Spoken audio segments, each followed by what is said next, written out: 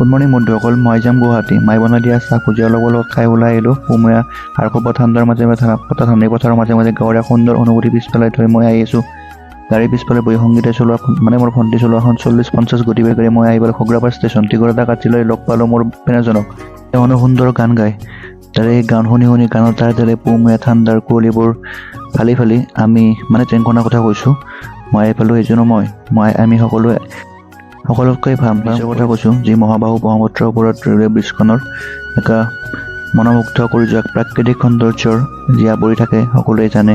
আমি আহি পালোঁ কামাখ্যা পাৰ হৈ আহি ভূটনাথ, তাতে ট্ৰেইনখন ৰ'ল, আগতনো নগ'ল। যিহেতু আমি কেইবাজনো লাইন ক্ৰচিং আছে, সেইকাৰণে যিহেতু আমি দেৰি হ'ব, দেৰি নকৰি ফেঞ্চি বজাৰৰ মাজত আমি আহি পালোঁ।